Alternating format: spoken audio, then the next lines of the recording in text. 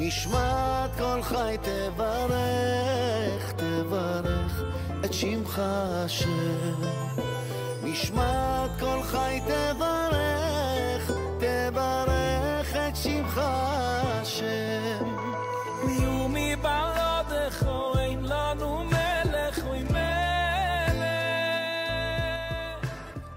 Shalom Ouvracha, un shiur un peu spécial ce soir puisque je le dédie pour la tzlacha de mon petit-fils Michael. C'est ce soir son pidyon aben, donc une grande tzlacha bien sûr à ses parents et à toute la famille, un grand mazal tov. Donc c'est Rosh Chodesh qui se lève ce soir, Chodesh Tov Umvorach. Il est écrit au niveau de Chodesh qui se lève que mitgale koach hame'atim, c'est-à-dire que pendant ce mois de Kislev, alors on va dévoiler quelque part le pouvoir des Me'atim, ceux qui sont petits. Ça veut dire quoi?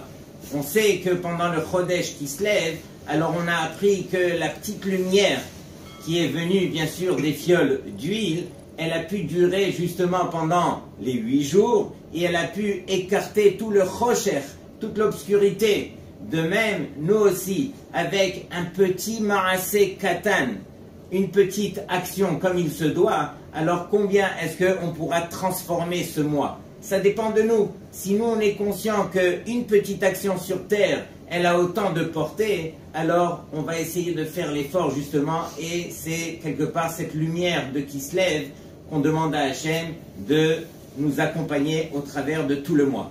Rabotai Parashat Toldot, une paracha des plus spéciales de la Torah puisque c'est la paracha des questions. Comme on va le voir tout de suite, on va essayer de plonger dans le cœur du sujet. Il y a bien sûr la Beracha et il y a avant cela la Bechora. Et comme le Zohar le dit, ce sont les mêmes lettres. Bechora et Beracha, ce sont les mêmes lettres. Et donc ici, à nous d'essayer de comprendre un petit peu le fond des choses.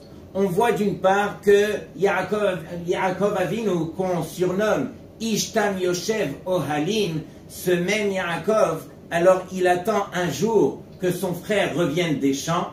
Et bien sûr que Rashi nous dit que ce jour-là, Esav Arasha, qui avait 15 ans, revenait des champs parce qu'il avait commis les 3 plus graves averot, Giloui Arayot, Shefichut Damim et Avodazara.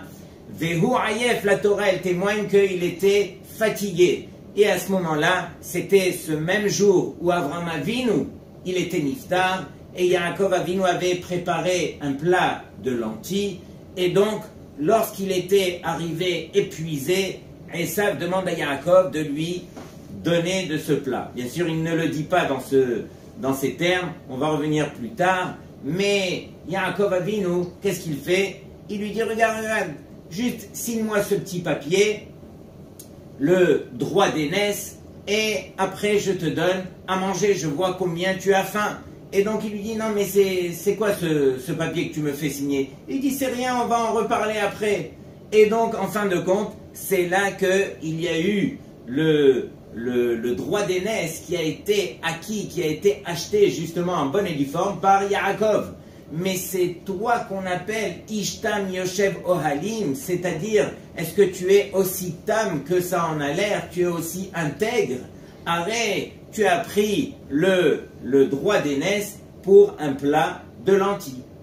Ça c'est première grande question. Deuxième grande question, on voit que finalement pour obtenir les brachot, alors Yaakov Avinu, qu'est-ce qu'il a fait? Il s'est déguisé, justement, il a pris les vêtements de Esav pour aller prendre la bracha de son père Yitzhak à la place de son frère Esav. C'est ça, Ishtam Yoshev Ohalim, encore une fois. Comment est-ce qu'on peut essayer, Bichlal, de commencer à lire cette paracha? Il n'y a ni queue ni tête. Comment est-ce qu'on peut s'en sortir? Rabotai, dans toutes les parachutes de la Torah, il conviendrait de lire, bien sûr, le pirouche du Zohar à Kadosh. Mais dans cette paracha, il me semble que c'est obligatoire. C'est obligatoire parce que on n'arrivera pas à s'en sortir. Il faut réaliser que Yaakov Avinu, lui, n'a pas voulu prendre le droit d'aînesse, justement parce que à l'aîné revient la double part, Pishnaim. Pourquoi? Yaakov Avinu, lui, ne cherchait pas, justement, ce droit d'aînesse pour obtenir plus d'héritage.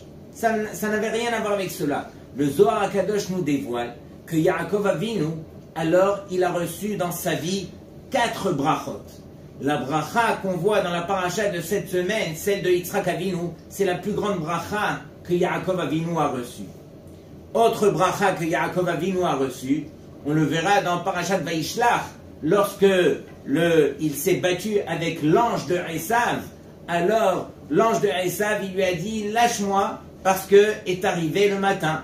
Et Yaakov, il lui dit, non, ki im berachtani, je te lâcherai que lorsque tu me feras la bracha. Et on voit que cet ange qui est fait de feu, alors Yaakov Avinu, il a pu se battre avec lui, il a pu même gagner la bataille, et l'ange, avant de le quitter, lui a fait une bracha. Autre bracha, lorsque, à l'âge de 63 ans, il a dû quitter sa maison, une fois qu'il a reçu bien sûr les brachot de son père, alors sa mère l'a appelé et elle lui a dit, regarde, Esav, il a envie de te tuer. Et donc, tu devras quitter. Juste avant de quitter la maison pour aller se marier, alors Yitzhak Avinu l'a appelé et lui a fait une bracha. Une bracha en dehors des brachot qu'il lui avait fait auparavant. Et une fois que Yaakov Avinu était sur sa route pour aller justement dans la maison de Lavan, etc., pour aller chercher une femme, alors c'est là que Akadosh Baruch Hu s'est dévoilé et lui a fait une bracha, Ushmarticha, et je te garderai, toi et ta descendance, etc. Et donc on voit que Yaakov Avinu, alors il a reçu 4 brachot en tout. Le Zohar vient nous dévoiler que Yaakov Avinu, la plus petite de ces 4 brachot, il l'a gardée pour lui. C'est laquelle? Celle que Yitzhak Avinu lui a fait juste avant qu'il quitte la maison pour aller justement aller se marier. Et donc cette bracha, pourquoi il l'a gardée? Parce qu'il savait, Yaakov Avinu, combien d'épreuves l'attendaient. Et on l'a vu, il a dû justement, d'une part, alors il s'est fait piller par son neveu Eliphaz, ensuite les 14 années en train d'étudier chez Shem Ve'ever, il arrive chez Lavan, il est resté là-bas pendant 20 ans, il a travaillé 7 ans pour Rachel, 7 ans pour Léa, et il a travaillé 6 ans pour lui, et ensuite, 2 ans après, il a rencontré Esav, la rencontre avec Esav, après il a eu l'épreuve de Yosef Hatzadik, et donc toutes ces choses-là, il a pu les surmonter grâce à la bracha de Yitzhak. Mais les 3 brachot qu'on a cités auparavant, qui sont les plus grandes brachot, Yaakov Avinu, il a dit, moi je ne les touche pas pour moi. Ça c'est uniquement pour ma descendance, pour les Béné Israël. Pourquoi? Parce que je sais qu'à la fin des temps, combien est-ce qu'ils auront besoin de ces brachot. Et Rabotai, regardez ce que le Zohar nous dévoile. Lorsque les Béné Israël, ils ont dû traverser l'Égypte, Mitzraïm, alors qu'est-ce qui a permis aux Béné Israël justement de vaincre l'épreuve de l'Égypte avec Paro, avec tout ce que cela sous-entendait, la servitude, etc. C'était justement la bracha de Yaakov. Ensuite, lorsqu'ils étaient en Galout Bavel, comment est-ce qu'ils ont réussi à s'en sortir encore une fois? La bracha de Yaakov. La 3e bracha, celle qu'on voit dans la paracha de cette semaine, celle que Yaakov a pris à la place de Esav, alors cette bracha, Akadosh Baruch Hu, il la réserve pour justement Gog ou Magog, pour la fin des temps, qu'on espère qu'on est en train de vivre présentement et que ça va se réaliser justement de la meilleure façon et de la façon la plus facile, avec la plus grande bracha que Yaakov Avinu nous a accordée. Rabotai, un petit détail, c'est que pourquoi est-ce que finalement Yaakov Avinu, alors il a dû se déguiser et jusqu'à ce que Yitzhak, il l'a soupçonné, il lui a dit viens, et il a voulu le toucher, etc. Pourquoi est-ce que on n'a pas dévoilé à Yitzhak tout le bon scénario? C'est marqué Vayugad le Rivka. Rivka a eu cette révélation prophétique. Akadosh Baruch Hu, il a dévoilé à Rivka que justement les brachot devaient aller chez Yaakov et non pas chez Esav, et qu'il fallait se quelque part qu'il fallait prendre les vêtements, etc. Tout le scénario. Mais pourquoi est-ce que Hachem ne s'est pas adressé directement à Yitzhak pour lui dire la vérité et que Yitzhak, justement, qu'il bénisse Yaakov en bonne et due forme? Rabotai, écoutez la réponse, le tiroutz que j'ai entendu du Rav Shlomo Amar, le Rav Rashi de Yerushalayim. Il a dit comme ça, il a dit que Yaakov Avinu, alors, il n'a pas reçu les brachot de Yitzhak directement, c'est-à-dire que Yitzhak, lui, il pensait qu'il faisait la bracha à Esav. Et pourquoi il voulait donner les brachot à Esav? Le texte, il nous dit Kitsaïd Befiv, parce que, quelque part, selon le pshat en tout cas, alors, Esav, il savait ruser son père. Il savait l'appâter avec des belles paroles. Est-ce qu'on fait le maaser justement sur le sel, lui tourner tout l'esprit de Torah pour lui montrer combien il était réellement plongé dans son Limuda Torah. Et bien sûr que Yitzhak, lui, on n'allait pas l'entourlouper aussi facilement. Yitzhak, lui, il espérait que ses brachot allait permettre justement à Esav, qui lui était dans les valeurs de ce monde-ci, dans les valeurs matérielles, il se disait que ces brachot pourraient aider Esav, pendant que Yaakov réellement n'en avait pas besoin. Yaakov, c'est le tzaddik. Le tzaddik, lui, Akadosh Baruch Hu le juge comme il est, et grâce à ses bonnes actions, alors il n'avait pas besoin des brachot. Mais regardez bien, Rabotai, qu'est-ce que le Rav a dit? Il a dit, si Yitzhak avait fait la bracha à Yaakov lui-même, en sachant que c'est Yaakov lui-même, alors il faut savoir que ça aurait été un quitroug, une accusation pour qui? Pour toutes les générations à venir, pour nous. Pourquoi? Parce que le Satan, lui, il va venir nous accuser en nous disant, mais ces brachot, elles reviennent à Yaakov. Est-ce que vous ressemblez à Yaakov? Et donc du fait que on n'est pas tous au niveau de Yaakov, on ne ressemble pas tous malheureusement à Yaakov Avinu, alors ces brachot, on nous les aurait retirés. Et Akadosh Baruch Hu, il a fait qu'au contraire, que Yitzhak, il voulait donner les brachot à Esav, et qu'en fin de compte, c'est Yaakov qui les a pris déguisés en Esav, et à partir de là, alors le Satan, qu'est-ce qu'il va dire? Il va dire, mais je vais vous retirer les brachot, mais en fin de compte, est-ce que Yaakov déguisé en Esav, il n'est pas aussi bon que Esav lui-même, si ce n'est pas mieux?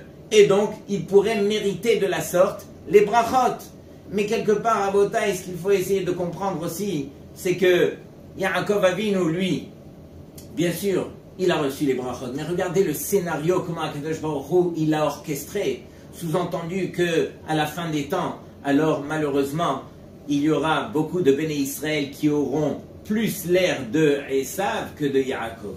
Et donc, valait mieux que Yaakov reçoive ses brachot en se déguisant en Esav, pour que justement que tous les Béné Israël, ils aient le mérite. Et c'est ce que Akadosh Baruch Hu a fait. Il a fait le meilleur scénario pour que tous les Béné Israël, jusqu'à la fin des temps, peu importe à quoi ils vont ressembler, et peu importe s'ils aient le mérite ou pas, ils auront justement ces brachot pour eux. Et donc regardez bien Rabotai, un petit peu, lorsque on creuse à droite et à gauche, on voit comment tout s'est déroulé, même si ça a l'air une paracha, comme on a dit, avec énormément de questions, il y a des réponses qui sont précises et qui viennent justement nous réexpliquer l'histoire pour comprendre le fond des choses.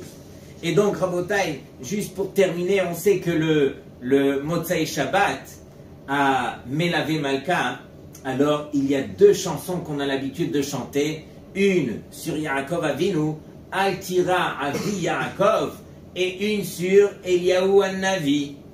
Et si vous remarquez bien, dans Parashat Bechukotai, Rashi, il nous dévoile que dans toute la Torah Kula, il y a le nom de Yaakov Avinu qui a été écrit 5 fois avec un Vav. Normalement, Yaakov ne s'écrit pas avec un Vav. Et là, il est malé avec un Vav. Pendant qu'il y a aussi 5 fois marqué le nom de Eliyahu Han-Navi sans le Vav. Comme le passage que tout le monde connaît, Hine Anochi Sholeach Lachem. Et Elia Han-Navi. On dit Elia sans le Vav. Et donc, le Maharal, il dit, mais pourquoi cette différence? Pourquoi d'abord 5 fois? Pourquoi le Vav? Et donc, il dit que Yaakov Avinu, il a demandé à Eliyahu Hanavi, il lui a dit, regarde, toi, tu seras là à la fin des temps. Et je veux m'assurer par une shevoua, par un serment, que tu seras là justement pour protéger mes enfants, les Béné Israël. Et que ces brachot et cette promesse que j'ai reçue d'Hachem, elle va se réaliser sur mes enfants, les Béné Israël. Et donc, le Maharal, il dit comme ça, il dit que finalement, qu'est-ce qu'il a fait Yaakov pour s'assurer? Il a pris sa main, et on sait que le Vav ressemble à un doigt, et donc c'est la raison pour laquelle on a enlevé justement le Vav de Eliyahu et on l'a mis chez Yaakov. Et donc qu'est-ce qu'il a fait? Pourquoi il y en a 5? Parce qu'il a pris sa main, Yaakov, et il a serré à Eliyahu Hanavi pour s'assurer que ça y est, on a eu Tkiat Kaf, on s'est engagé, et donc à la fin des temps, alors promets-moi que tu seras là justement pour protéger mes enfants. Regardez, Yaakov Avinu Bechir Sheba Avot. Combien est-ce qu'il s'est battu justement pour recevoir ces brachot? Parce que la Torah, elle dit Béni Bechori Israël. Et donc, Akadosh Baruch Hu, il témoigne que c'est toi mon Bechor, c'est toi Israël mon Bechor. Et donc, Yaakov a tout fait justement pour obtenir ce droit d'aînesse, pour être considéré le Bechor, et justement pour que ces brachot puissent s'appliquer sur lui.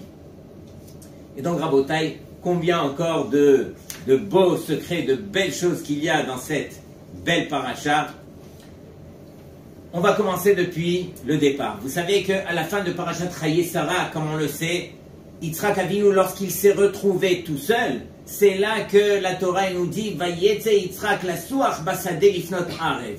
On voit que Yitzhak, lui, qu'est-ce qu'il a fait quand il était tout seul? Il est sorti dans les champs, il s'est mis à prier. De là, la Gemara dans Brachot, elle en déduit la tfila de Mincha. Yitzhak a institué la tfila de Mincha, et c'est à ce moment-là que Yitzhak a rencontré qui? Nul autre que son Shidour, Rivka. Qu'est-ce qu'il a fait comme Ségoula pour rencontrer Rivka et Yitzhak? Il a prié Rabotai. Et donc très souvent, alors on court pour aller prendre des brachot, pour aller faire tel et tel Ségoula et pour continuer tout ça. Mais sachez que la plus grande bracha, celle qui nous appartient, c'est celle qu'on voit dans cette paracha. On le voit justement ici où Yitzhak, il a prié pour obtenir son Shidour. Combien il y en a qui viennent me voir et qui me disent « Merav, je n'arrête pas de prier ». Et je leur dis « Alors, soit vous n'avez pas prié, soit vous n'avez pas prié assez. » Mais il ne peut pas y avoir une situation pareille où on a prié et on n'a pas reçu. Akadosh Baruch Hu, il sait quel est le meilleur moment pour chacun de rencontrer son zivoug. Mais la tfila, on se doit de continuer. Et dans la paracha de cette semaine, alors on voit que le Midrash nous dit qu'il y a 10 appellations pour la tefila dans la Torah. Il y a bien sûr la tefila, Vaïthanan, comme on le voit dans la suite, Vaïtzak, il a crié, etc., etc. Il y a 10 appellations. Mais dans la paracha de cette semaine, on voit un terme qui représente la tefila qui ne fait pas partie des 10 appellations. Vayatar Yitzhak Lachem Nenochach Ishto Ki Akarahi. Donc on voit ici le terme de Vayatar, que Yitzhak il a imploré Hachem. Mais c'est quoi ce terme de Vayatar? Et la Gemara dans la Sechet Sota, elle nous dit que ça vient du mot Éther. Éther c'est quoi? C'est une fourche. C'est quoi le rapport entre la fourche et la tfila? De même que la fourche, elle va servir justement à renverser les soubines, qui sont les écorces, pour permettre de prendre les graines. De même, la tefila d'un homme, alors elle permet de renverser la midat hadin en midat harachamim. Lorsque un homme il voit que la porte lui est fermée, c'est-à-dire qu'il est jugé par midat hadin, qu'est-ce qu'il peut faire justement pour que la porte elle s'ouvre et qu'on puisse lui accorder ce qu'il a demandé? Alors c'est d'obtenir midat harachamim. La tefila c'est ça. C'est ça le but de la tefila Rabotai, et c'est ça le but de ce que Akadosh Baruch Hu nous demande. Et regardez bien le remède qu'il y a aussi. On voit que Yitzhak, il s'est mis en face de Rivka pour prier. Tefila, la valeur numérique du mot tefila égale 515, Rivka plus Yitzhak égale 515. Et donc ici, c'est marqué les nochach. C'est quoi les nochach? Devant. On ne connaît pas ce mot dans la Torah. Les nochach, rachet tevot, les premières lettres des mots. Lomar, nishmat, kol, hay. Celui qui apprend à se tourner vers Hachem. Vous savez que le soir de Hoshana Rabbah, lorsque on est épuisé, toute la nuit on est resté réveillé à étudier la Torah. Ensuite, on est arrivé au petit matin et on va faire une des tfilotes les plus longues de toute l'année. Et bien sûr avec le loulav autour, etc. On va faire 7 tours autour de la Teva avec le Sefer Torah. Ensuite, on va faire le Moussaf. Ensuite, on a terminé, on n'a pas encore terminé, on va sortir, on va faire Chabatat, la Chabata des Haravot. Et ensuite, lorsque là on a terminé, on revient, on ouvre le Echal, Nishmat Kol Hay pour remercier Hachem. Quelqu'un qui remercie Hachem. Quelqu'un qui, pour lui, sa réponse, son effort, c'est de remercier Hachem. Il a une chance de s'en sortir sur terre. Rabotai, ça c'est notre arme la plus grande, la plus forte. Et justement, Yitzhak a prié, Rivka a prié, Akadosh Baruch Hu les a exaucés, et en fin de compte, justement, alors ils ont eu un enfant, et pas n'importe lequel, ils ont eu des jumeaux, Yaakov et Esav. Entre parenthèses, pourquoi est-ce que Rivka était Akara? Elle était justement stérile, parce que on ne voulait pas que Rivka, elle ait eu la bracha de qui? De nul autre que Bethuel, son père. Avant de quitter la maison, rappelez-vous, alors son père, il lui a dit At Haï, pardon, pas son père, c'était Lavan, son frère. Son frère, qui était un Racha Gamour, il lui a souhaité une bracha. Qu'est-ce qu'il lui a dit? Il lui a dit tu vas te marier, alors At Haï le Alfé Revava, de toi va sortir des myriades, des peuples. Et donc, pour ne pas que justement, parce que la bracha d'un rachat, c'est tellement nocif qu'on a préféré dans le ciel justement qu'elle soit stérile et que toute cette bracha, elle parte dans le vent et qu'on puisse reprendre à zéro grâce aux tfilotes de Rivka et de Yitzhak. Donc ça, c'était la parenthèse justement pour réaliser combien la tfila, elle doit faire partie de notre vie Rabotai. Et donc Rabotai, regardez un point aussi qui est très très important. Lorsque Rivka, alors, elle a demandé à Yaakov, justement, viens prendre les vêtements de Esav, de quels vêtements est-ce qu'il s'agit? Comme on le sait, Esav, ce jour-là, avait tué. Il avait tué nul autre que Nimrod, le roi. Et il faut savoir qu'il lui a volé donc les vêtements. C'est pas n'importe lesquels, c'était des vêtements qui appartenaient depuis Adam Arishon, et il y a eu 7 générations pour qu'elles viennent entre les mains de Esav. Ce vêtement était assez spécial puisqu'il comprenait en lui toutes les effigies des animaux, et dès qu'on allait pour chasser, alors lorsqu'il portait ce vêtement, tous les animaux venaient et se baissaient devant celui qui venait chasser, et la chasse n'était pas aussi difficile que cela, au contraire c'était un jeu des plus simples. Et donc, qu'est-ce qu'elle a fait Rivka? Rivka, elle a dit à son fils Yaakov, Vatikach Rivka et Bigde Esav Bena Agadol à Hamoudot. Donc Rivka a pris les vêtements de Esav à Hamoudot. Hamoudot, c'est quoi? Les vêtements qui sont mignons. Depuis quand la Torah, elle donne une note à la qualité des vêtements? À Hamoudot. Asher Itah Babaï, qui était avec elle à la maison. Ah, tu dois me dire que les vêtements étaient avec elle à la maison? Vatalbesh et Yaakov Bena Katan.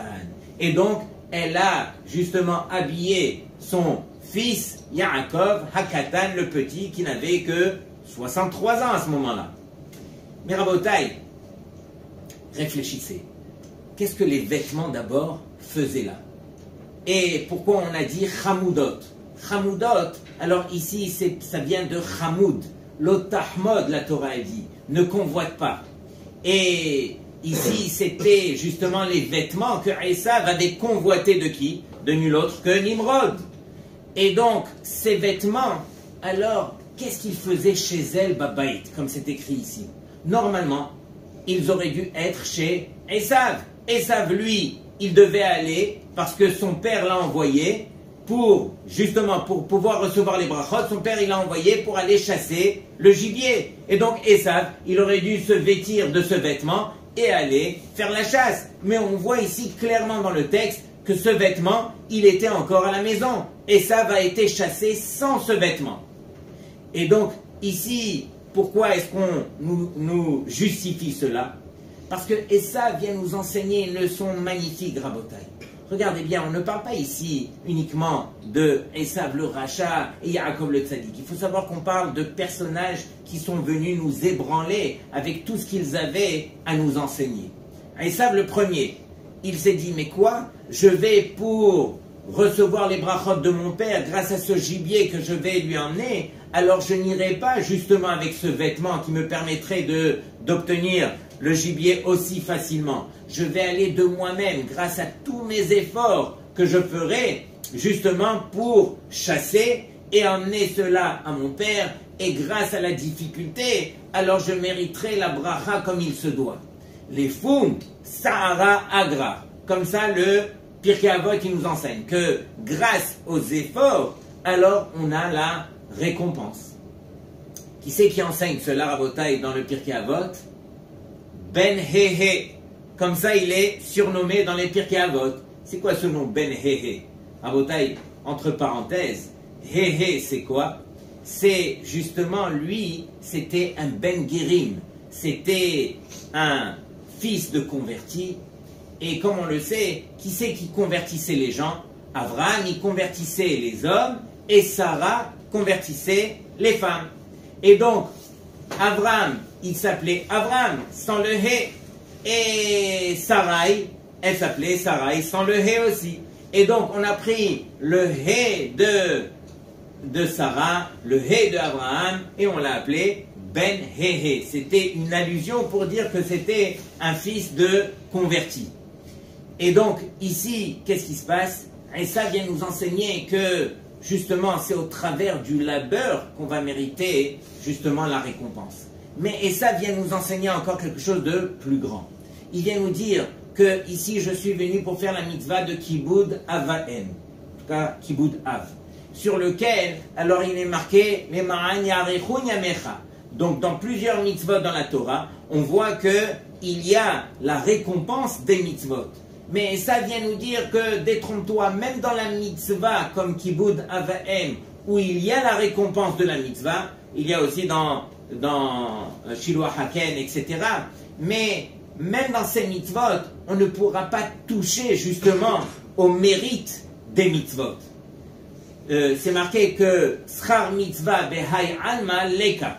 On ne peut pas toucher, justement, à la récompense des mitzvot dans ce monde-ci. Alors, qu'est-ce qu'on va toucher? Vient nous enseigner Esav.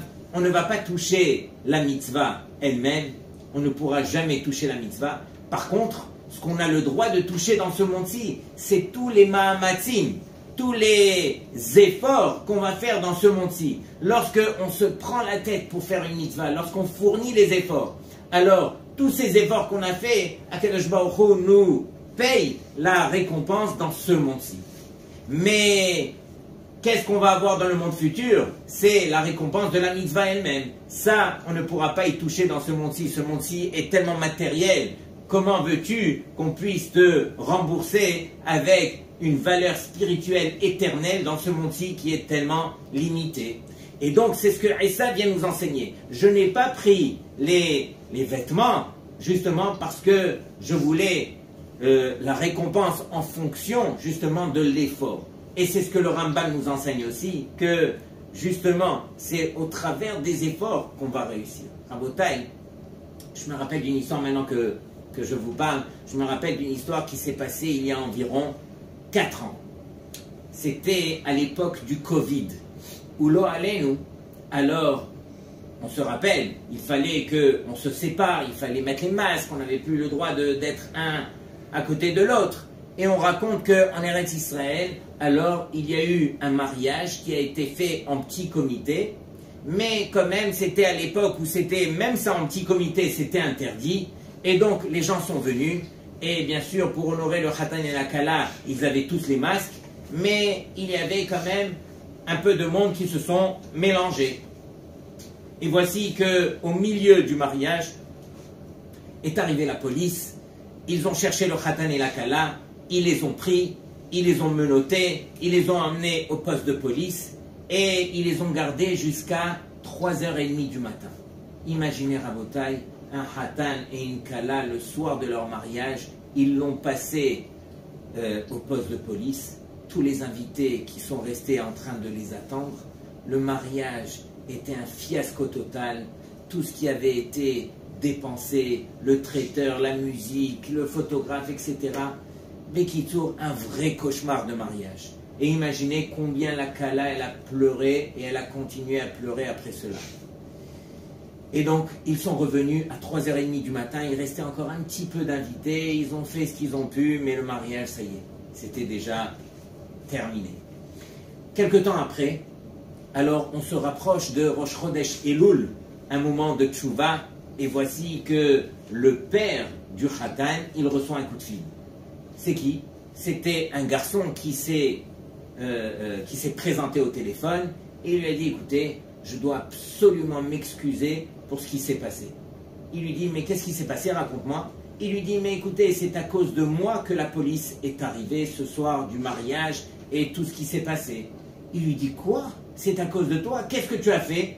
Il a dit, mais écoutez, j'ai vu tellement de mélanges, j'ai vu les gens se rapprocher, j'ai vu les gens danser et on n'avait pas le droit. Je me suis dit, bon, je vais bien faire les choses pour ne pas qu'il y en a qui tombent malades et donc je vais appeler la police. Mais j'étais à des kilomètres d'imaginer que la police serait rentrée, elle aurait pris le Khatan et la Kala. Moi je me suis dit, elle allait rentrer, elle allait faire de l'ordre et ça va s'arrêter là.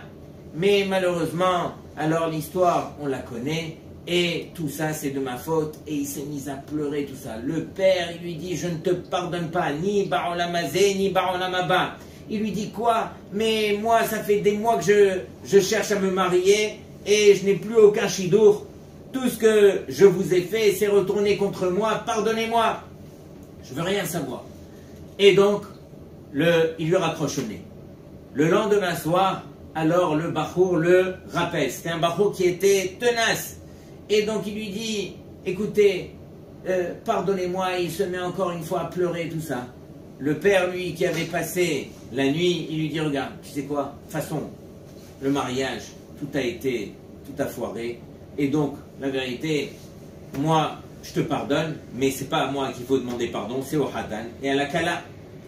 Alors, s'il vous plaît, donnez-moi le numéro du Khatan. Et il refait la même chose avec le Khatan. Et il l'appelle, et il lui raconte, il lui explique et tout ça. Mais le Khatan, lui aussi, il est hors de lui. Et le Khatan, encore une fois, il raccroche. Le lendemain soir, il le rappelle et tout ça. Et le Khatan, il a eu la même réaction que le père. Il a dit, tu sais quoi, moi ça me dérange pas, je te pardonne, de toute façon, on a tout perdu. Mais la vérité, la Kala, elle te pardonnera jamais. Et il dit quoi? Et donc, là, le Bachour en question, il va chercher un des grands rabbinim d'Eretz Israël, il lui explique toute l'histoire. Finalement, ce Rav, avec beaucoup de chokhma, il convoque justement le Khatan et la Kala, et il leur dit, écoutez, voilà, je ne vous ai pas convoqué pour rien. Il leur raconte l'histoire, et il leur dit, écoutez, je sais que ce n'est pas évident du tout de pardonner ce Bachour, alors vous avez perdu votre mariage jusqu'à aujourd'hui, vous en pleurez. Mais la vérité, alors celui qui pardonne sur terre, quelqu'un qui normalement il n'aurait pas dû le pardonner, mais il le pardonne quand même, sachez que Minash Shamaim, on vous fera un miracle. La Kala, elle entend cela et elle se dit, de toute façon j'ai déjà tout perdu. Et elle dit, si je peux gagner un miracle, on ne sait jamais. Et donc elle lui dit, ok, je pardonne le Bachour, dites-lui de ma part, je lui pardonne. Et donc, quelques jours après cela, Rabotai, il y a eu une chose terrible. Le Khatan et la Kala étaient dans leur voiture, ils ont pris l'autoroute et il y a une voiture sur le côté gauche qui les a percutés et ils ont fait 7 tonneaux dans la voiture. Et donc bien sûr que les pompiers, Hatzala, l'ambulance, tout le monde est arrivé, tout ça, la voiture était en miettes. Et donc le Khatan et la Kala sont sortis indemnes de cet accident, pas une égratignure. Qu'est-ce qui s'est passé? Tout le monde a demandé, les policiers, tout le monde a demandé, mais comment vous avez fait pour survivre? Et donc ils ont dit, mais à peine on a reçu le choc, la fenêtre était ouverte, on a sauté par la fenêtre et on est sorti de là avec aucune égratignure, tout s'est passé par la main d'Hachem. Et donc on voit que justement ils ont raconté cette histoire, le Khatan et la Kala ont raconté cette histoire qu'ils n'auraient pas dû lui pardonner. Ils avaient des bonnes raisons de ne pas lui pardonner. Mais quelqu'un qui pardonne, quelqu'un qui prend sur lui, Akadosh Baruch Hu lui fait un miracle. En Botaï, à nous encore une fois, de s'inspirer de toutes ces histoires. Ce ne sont pas des histoires que la Torah nous raconte. Ce sont, bien sûr, des enseignements déguisés sous forme d'histoire. Mais combien d'enseignements Akadosh Baruch Hu, il essaye de nous transmettre. C'est à nous de nous plonger dedans et d'essayer de, justement, de nous nourrir de toute cette émouna, de toutes ces midotes, de tous ces enseignements que Akadosh Baruch Hu nous envoie. Shabbat Shalom Mekulchem.